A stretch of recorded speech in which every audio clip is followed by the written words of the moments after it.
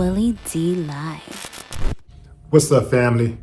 We got a guy who called the Breakfast Club today to air out his frustration and called out the United States government for its lack of preparedness for Hurricane Milton.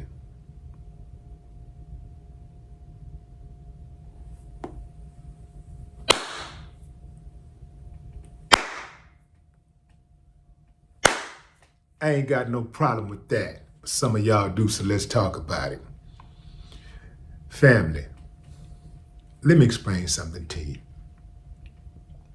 We're on our own. From storms to home invasions to road rage to walking in the park, we're on our own.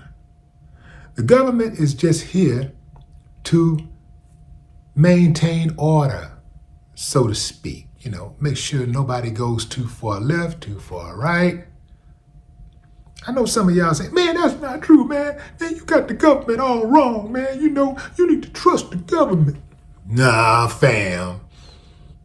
The caller said the residents can't afford to evacuate and FEMA can't process the release funds in time before the storm. So they're pretty much stuck. And these winds are expected to hit at 200 miles per hour, fam. I'm in Houston, so we're used to storms. We get them all the time. Almost one every year, a big one. I can tell you this, we've never had 200 miles per hour hit Houston as far as I know. But let me tell you something. It is devastating. And when you factor in those wave surges reaching up to 15 feet, catastrophic. We're talking about a lot of people are going to die. A lot of people, fam. I'm talking about hundreds.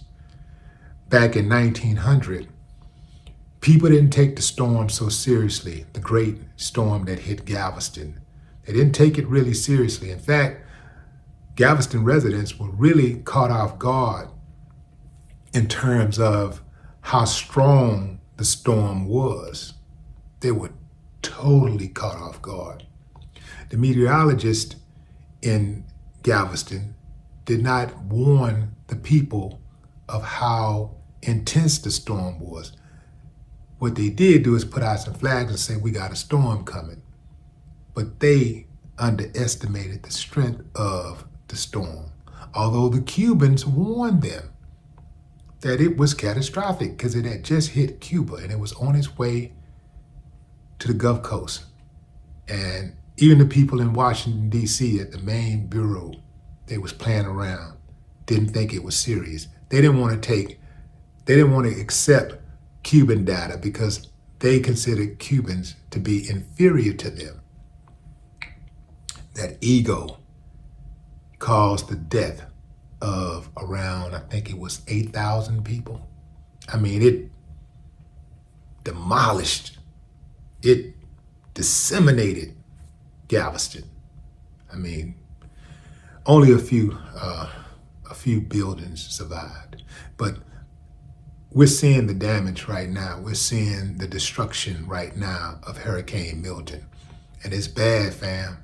The dude that was on the phone, you could hear it in his voice. I reposted it on my Instagram, Willie D Live. You can check it out there. It's real. As he said, this is a Democrat and Republican thing. Both of them are responsible for this lack of preparedness. But I'm gonna tell you who's most responsible. DeSantis. That dude voted against relief funds for the storm. He voted against it. So if anybody want to put the blame on anybody, you can go straight to him. We can talk about Ukraine and we can talk about the immigrants, right? But America got money, fam. America always they know how to go get money. If they ain't got it, they can go get it. They know how to get money. Don't ever believe that it's not enough money. It's always enough money for America to do what America wants to do. Anytime America want to do something, they just pull money out the ass. So money is not the problem. We can talk about, well, they gave the money to the immigrants. They gave the money to Ukraine. No. America is loaded. And if it runs out of money, it'll just print some more up. They'll make it work. Some kind of way, they'll make it work. The money is not the issue. The lack of humanity is. Prayers and healing energy going out to the entire state of Florida and everybody who has been affected by the storm thus far. No more talk.